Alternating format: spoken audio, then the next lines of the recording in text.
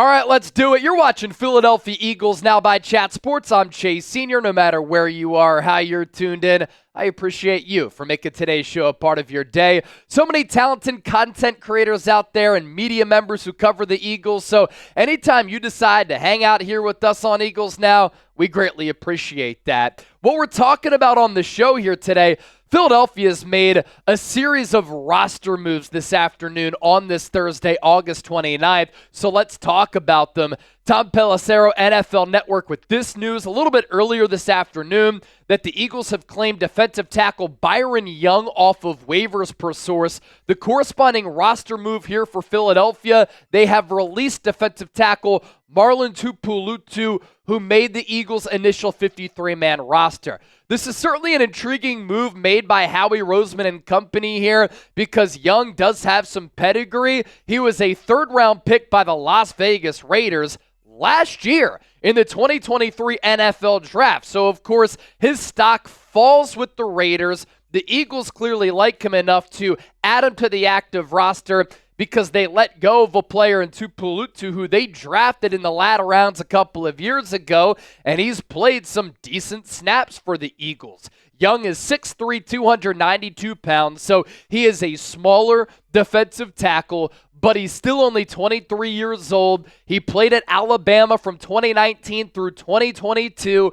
He won a national championship playing for Nick Saban's defense back during the 2020 season. He was a second-team All-SEC member during the 2022 campaign, his final year playing in college, but last year just couldn't really get off the ground for Las Vegas. Only 6 games as a rookie and literally did nothing. He was waived this week by the Raiders after not making that 53-man roster. And we know this about Eagles general manager Howie Roseman, right? He loves taking chances on players with high draft pedigree. And that is a team-building strategy that I agree with because the Eagles show those players that they believe in their player development program. And if you come to Philadelphia, we're really going to work hard from Howie's standpoint to try to maximize your capabilities, maximize your talent level. And at the end of the day, for Byron Young, he's going from a dysfunctional organization that hasn't won anything in a couple of decades to the Eagles, who since the turn of this century have been one of the most successful organizations in the National Football League. Unfortunately, the word is, up to this point for Byron Young, that he's a lazy player. And he knew that he was on the roster bubble going into 2024, yet he was non-existent in the preseason. He did have a sack week 3 of the preseason against the San Francisco 49ers, but it was more so a sack in which the play fell into his lap. From his standpoint, he's probably also looking at the Eagles as an organization that, number one, has had success, as I mentioned, but they've also had a lot of success with developing defensive tackles throughout this current regime, but also throughout the franchise's history. He does need to get in better shape. He does not have a great anchor, and sometimes he gets pushed back by backup offensive linemen, but he was a solid player at Alabama. The fact that he was a third-round pick, probably attractive for Philadelphia, and that's a reason why they're deciding to add him to this active roster and bring him in to this player development program. Of note, as I noted,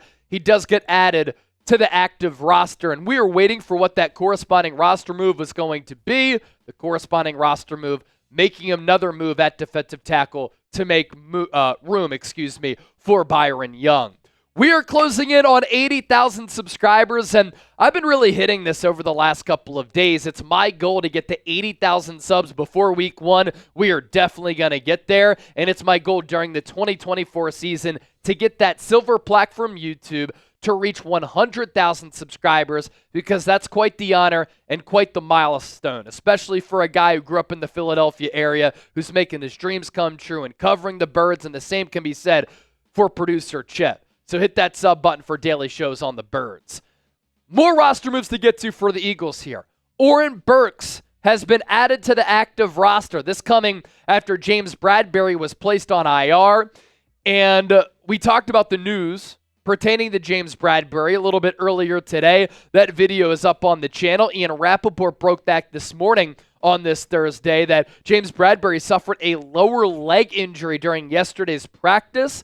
Although surgery is not required, the injury involves a tendon, and the recovery time for an injury of this magnitude, 6 to 8 weeks. That's a long period of time. Rappaport adding that Philadelphia's secondary depth takes a hit with the season looming. That said, James Bradberry should be back with plenty of time for the second half of the season. Again, full breakdown of my thoughts on that injury up on the channel. I do think it's somewhat significant that the Eagles are looking ahead to week 1 with the regular season starting in 2 Fridays, a little more than a week away, and at a position in which they don't have a lot of depth at safety, they lose a depth safety option. Why I thought the Eagles kept James Bradberry on the initial 53 to begin with, first of all, his contract. If the Eagles let him go, they would have had to have eaten $4.3 million. They have those aforementioned depth issues. Howie Roseman values Bradberry's positional versatility. He's not much of a corner anymore, but he can play outside, inside, and at safety. There really was no trade market. Further now, his trade market has diminished. Vic Fangio did applaud his switch to the safety spot, but from what I saw, he really did struggle at that new position during the preseason. I was surprised that Oren Burks, the corresponding roster move here, did come back to Philadelphia. Now, he is a vested veteran, so he did not have to clear through waivers. He was free to sign with any team across the NFL. And I thought that he was going to get some suitors and some people were going to bite because he has been a very good special teams player throughout his career. So at the very least, his special teams value really does help the Eagles here. Some insight on Burks. He was a 2018 third-round pick by the Packers. He was with Green Bay 2019 through 2021 with the San Francisco 49ers the last 2 years. Pretty experienced player. 91 career games, 15 starts. Last year, as part of that Niners linebacker rotation, he did start to see some time as an off-ball linebacker, did struggle a little bit. Though, in the preseason finale against the Minnesota Vikings, I thought Vic Fangio used him masterfully. As a blitzer, he got aggressive with Burks in the box, and Burks made a couple of really good plays. I just thought that Philadelphia valued Ben Van Sumeren, a younger player, a little bit more than Burks, which is why Burks didn't make the initial 53. Van Sumeren did. 176 career tackles for Oren Burks as well. And then lastly, offensive lineman Brett Toth has been added to the practice squad. He was not a vested veteran, so he did have to clear through waivers. No other team decided to add him to the active roster. Philadelphia likes his positional versatility because he could play all 5 offensive line spots, and a lot of people are familiar with Brett Toth. He's played in 20 games for the Eagles, mostly as a reserve, only 2 starts during that time frame, and he did play his college ball at Army. Thank you, sir, for your service. Real John shirts are available. You can get them today. Chatsports.com/RealJohn.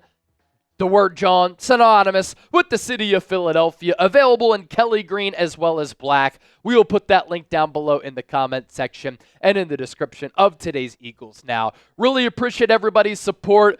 We're setting records here on Eagles Now, and we're going to continue to keep it moving because we're not satisfied with being great. We want to be greater.